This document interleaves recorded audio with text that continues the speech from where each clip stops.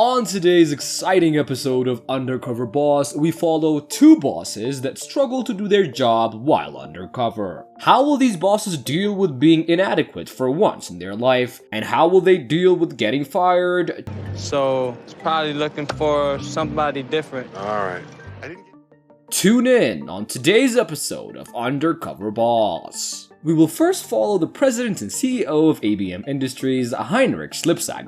I'm Heinrich Slip. I'm president and CEO of ABM Industries. Headquartered in New York City, ABM Industries is America's #1 provider of building maintenance and facility services, including janitorial, parking, security, and engineering. ABM was started 100 years ago as a window cleaning company, and now it's grown to a $3.6 billion industry. Heinrich was born in Denmark, and he came to the US when he was just 17 years old. He knew he'd come to America to change his life, so he left everything that he knew and came to the country with nothing in his hands. Heinrich worked really hard and became successful in a short time, and he then became the CEO of ABM when he was just 33 years old. Although Heinrich had been extremely successful, he knows the only reason is because of the quality of the people that work on the field, and this is the same reason that he wants to go undercover, as usually, people don't stay for long in this line of work, but Heinrich wants to find the best employees and create great opportunities within the company so they stay in their respective positions. Heinrich will be going undercover as Edward,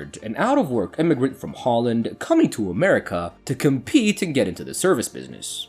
For his first job, he travels to Tampa, Florida to work as an airport shuttle driver, and he meets up with Kenny early in the morning and they get right to work. Kenny's job is very important because if he picks up people late, that would cause a lot of problems in the airport, so he takes his job really seriously. He shows Henry how to drive the shuttle and properly pick up the customers, and Kenny follows the company's rules and guidelines very carefully, which makes Heinrich and the customers pretty happy. As they were driving, Heinrich learns that Kenny has been working this job for 4 years, and he explains that he works the early morning shift at the airport.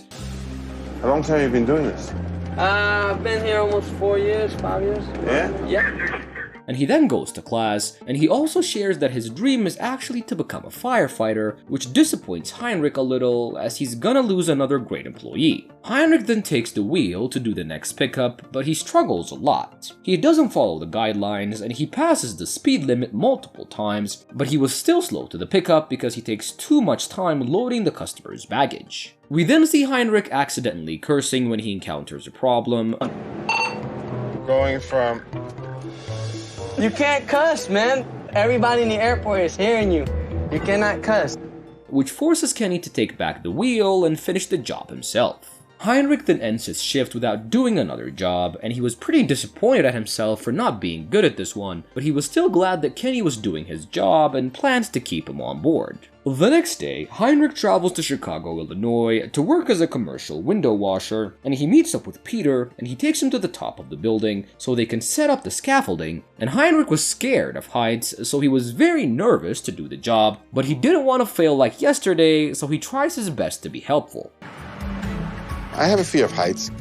Then wash some windows later on. It is my hope that I'm going to wash windows from the inside and not from the outside. While setting up the scaffolding, Heinrich learns that Peter is also an immigrant from Poland and that he has a son with a disability. Him and his wife both work so they can provide treatment to their son, which he could only get outside of the US, but lately they've been struggling to even pay the plane tickets to travel, let alone get the treatment properly. Peter is thinking of moving back to Europe permanently to save on the plane tickets, but he's not really sure that that's a good plan. We then see them get onto the scaffolding to continue their work, and Heinrich starts shaking as the scaffolding goes up and down, and this makes him unable to perform properly. When Peter notices what's happening, he brings down the scaffolding before finishing their job. He was really shaking already. I could see his legs are shaking.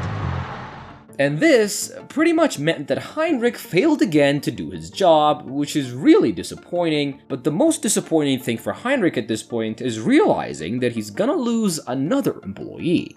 For his next job, he travels to New York City to work in 7 World Trade Center, and this building holds a historical place in New York as it's the first building to be rebuilt after the 9/11 attacks. He meets up with Maria, and she first takes him to the bathroom so they could replace the toilet papers, and then they clean up the bathrooms, which Heinrich struggles with a little, and then we see them moving on to cleaning the windows. As they clean the windows, they see the new buildings that are getting rebuilt after the attacks, and Maria shares that she's lost her nephew that day, who was actually an ABM worker at the time. I lost my nephew there. He was 27. That's just not right. Every time I look at this grind site, you always think, This area was the largest job site for ABM, and 17 people that worked for ABM died during the attacks. That day is always painful for all Americans, and even for Heinrich, as he's lost a person during the attack, and it's brought back a lot of sad memories. For his last job, Heinrich requests to work with an employee who was a survivor during the 9/11 attacks, so he is sent to meet up with freight elevator operator Larry. After they meet up, Larry takes him to the elevators and shows him how to operate and check for errors. The two get to talking some more, and Heinrich learns that Larry has been working for the company for about 26 years. Larry's a very hard-working man, and he was growing within the company, but he got a stroke which prevented him from working a more harder and rewarding job. Why was it you stopped being foreman? Was that Because I had that stroke, and Right. I'm the type. Really? I can see that. I'm the type of guy who wants to do the job all the way. And after a very intense conversation with Larry, who also endured a lot of trauma because of the attack, Heinrich's undercover time comes to an end, and he invites his employees to reveal his true identity. No, I'm Heinrich Slip, saga. I'm president and CEO of ABM Industries. oh my God. First in was Maria, and he tells her that he was really impressed by her work and how much she cared about cleanliness, and he then gives her a promotion, which comes with a good raise, and reveals to her that ABM is donating $25,000 to the 9/11 fund in her nephew's name. Could never in a million years expected that's gonna happen to me today. I had the greatest experience of my life. I could really break down and cry like a baby. Next in was Larry, and he tells him his story has inspired him to gather all the survivors of the attack for a reunion party, and Larry was happy to see his old friends, and on top of that, he will also be getting a fully paid vacation with his family. So here's what I'd like to do for you. I would like to send you guys on a little trip of your choosing. After that was Kenny, and Heinrich tells him that he loved that he was a diligent worker and that he followed all the rules, and he then tells him that he doesn't want him to leave ABM, so he offers him a fully paid management training so Kenny can get a better paying job within the company. It's surprised, shocked, everything all in one. You know, everything just. Last in was Peter, and he tells him how much he loved how diligent he was about safety, and offers him a promotion to become the company's safety counsel, and he then offers to pay for him and his family to go to a trip in Europe so that his son can get the full treatment. I would like to send you and your family on an all-expenses-paid trip for a month for your son to go through this intensive therapy treatment. Let us now follow our next boss, the president and COO of Family Dollar, Mike Bloom. I'm Mike Bloom, President and Chief Operating Officer of Family Dollar Stores. Headquartered in Charlotte, North Carolina, Family Dollar is one of the largest American discount retailers and offers brand products at low prices. They operate 7,800 stores and employ about 55,000 people, and they earn a staggering $10 billion a year. Family Dollar was started in 1959 by Leon Levine in North Carolina. When the business was started, nothing in the store cost more than $2, and this made them immensely popular with lower and middle class families, and by the 1970s, the business grew to 200 stores. The company then went public in the New York Stock Exchange, which further helped the company's growth, and now they operate in 45 states and sell almost everything that the customers want. Mike was from a middle-class family, and he had a fairly normal childhood until his dad lost his job, and they were thrown into a big financial trouble, so from a very young age, Mike started to work to support his family. Mike gathered invaluable experience during his young age on how to be a good worker, and he later got a job at a pharmaceutical company, which he brought to success, and 20 months ago, he got the CEO position at Family Dollar. Mike wants to go undercover because Family Dollar is trying to expand to double their size in the next few years, so he believes knowing what goes on inside the stores will help him achieve his goal. He'll be going undercover as Mark, an aspiring business owner competing on a reality show to win money to open his dream bar. While undercover, I'll be posing as Mark, an aspiring business owner competing to win money to open his dream rock and roll bar. For his first job, he travels to Stevenson, Michigan to work as an assistant manager. Mike has gone to a more rural location for his first job because these are the stores that he has the least contact with and he wants to see how well they're doing. He meets up with Lacey, and she first takes him to the stock room and teaches him on how to unload the boxes and put the products on the shelf.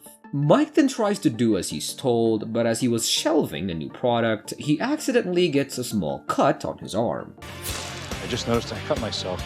Does that happen a lot? Oh, I'm a little bit concerned that Mark already has a scratch on his arm. He's been here 10 minutes.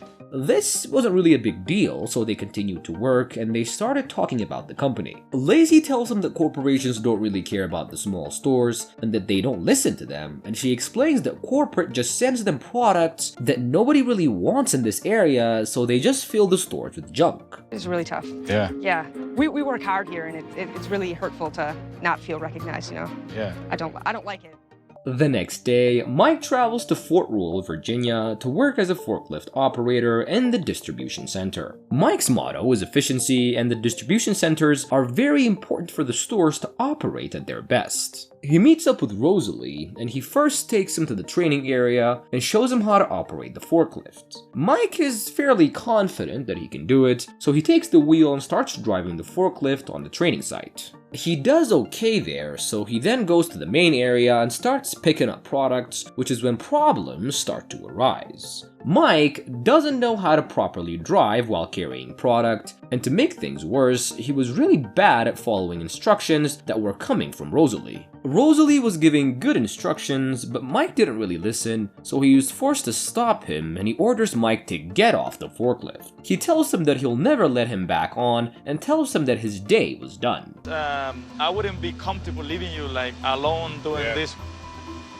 I would have to, let you go. And here we see that Mike had just gotten fired, and he couldn't believe it. Rosalie explains that he's very strict about safety, and that he doesn't want Mike to hurt himself or other people, so his only option is to fire Mike and send him home early. Mike was disappointed that he got fired, but he was also glad that Rosalie was this diligent and leaves happy that his employees are in good hands. For his next job, Mike stays in Virginia to work as a merge operator, and he meets up with Rick and they get right into the job. Rick shows him how the operator works, but in just 15 minutes, the conveyor belt gets jammed by boxes, which stops all of the operation. Rick then jumps on top of the conveyor belt to unjam it, which is a safety hazard, but this is the only way to do it. That doesn't look safe to me. I don't care how he's got a harness, he's hooked up. If this is state of the art, those boxes shouldn't be getting jammed. They then go back to work and talk a little about their life, and Mike learns that Rick plays the drums and he accidentally reveals that he plays drums too, so after work, Rick invites him to his house and they play some music together. That's it, it don't get any better than that. For his last job, Mike travels to Clifton, New Jersey to work in a big store. He meets up with Chanel, and she first shows him how to operate the register, and Mike then does the job and he does okay. First things first, great job. Did I do that right? Yeah, but it's just one thing I just want you to always keep in your mind. It's all about the customers. They next work on sales, and this is where Mike shines as marketing and sales comes naturally to him, and he ends his day with a job well done. And finally, Mike's undercover time comes to an end, and he's invited his employees to reveal his true identity. First in was Lacey, and he tells her that he appreciates her honesty and promises to improve the issues that they talked about, and he then gives her $15,000 and offers her a fully paid vacation. Like this doesn't come to people in a small town where I'm from, and a weight has been lifted off my shoulders. Next in was Rosalie, and Mike applauds him for firing him and for caring about safety and promotes him to a manager position and gives him $12,000. Not only for me, but I feel good about my kids, for college, so they can have a better life, a better job in their future. After that, it was Rick, and he tells him that he had fun working with him and offers him a paid vacation, and then gives him a brand new car as a reward. That lets me know he values what I do at work. You don't find that too often, so that feels great. That makes it all worth the while. Last in was Chanel, and he tells her that she was a great teacher, and then offers to pay her rent for the whole year, and on top of that, he gives her a promotion which comes with a 40% raise. My children are gonna have it a lot easier. They don't have to fight, they don't have to struggle. I just want them just to enjoy life as a child.